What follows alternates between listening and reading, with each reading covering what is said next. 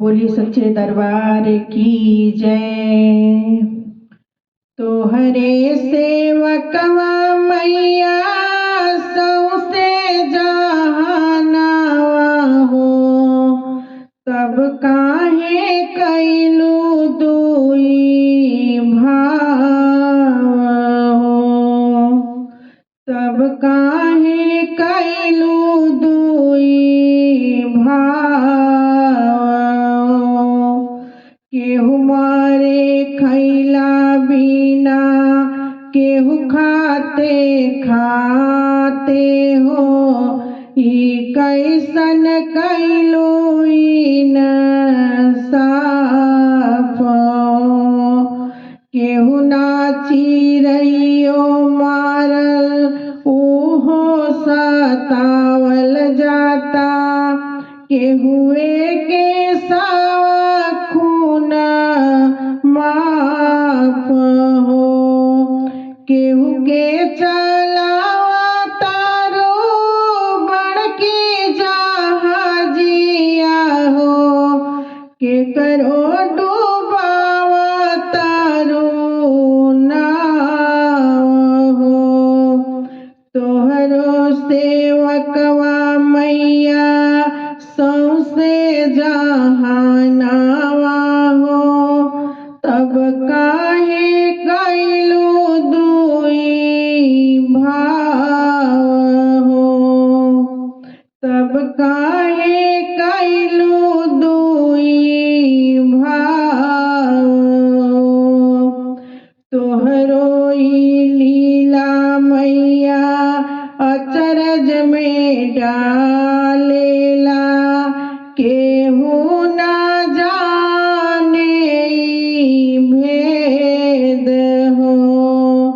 मिल तू जो मैया त तोहरा से पूछती हो, सखी में बाटे चारों भेद हो।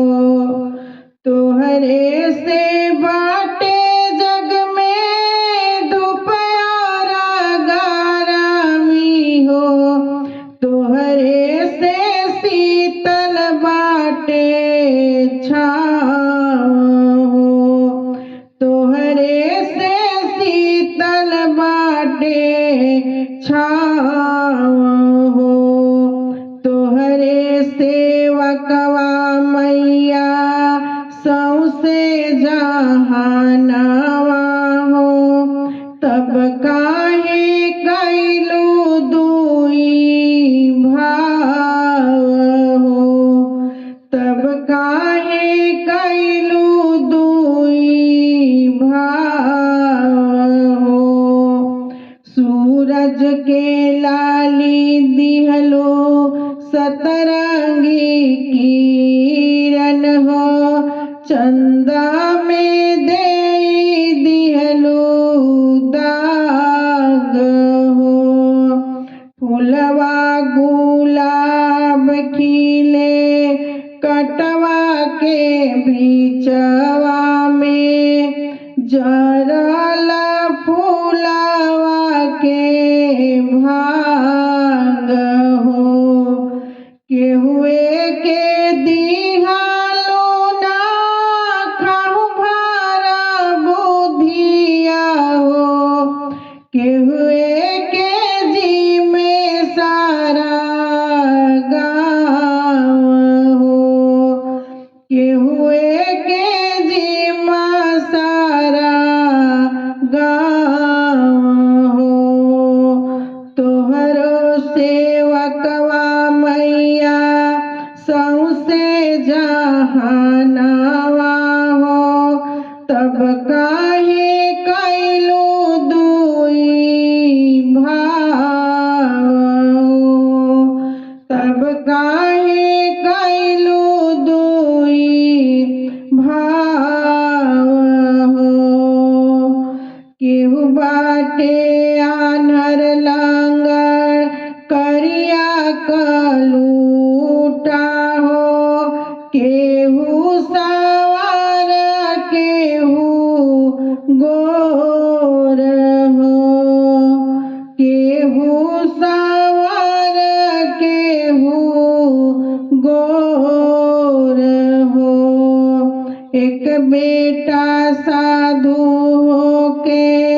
सतपथ धइले हो।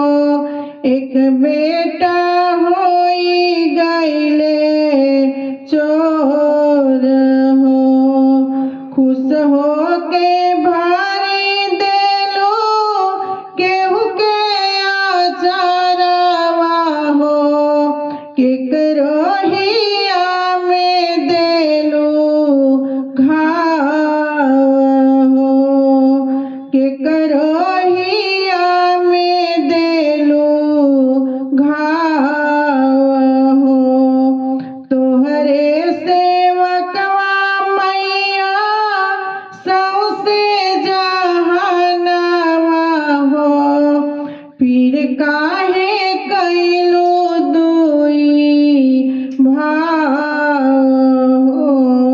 फिर काहे कैलू दुई भाव हो।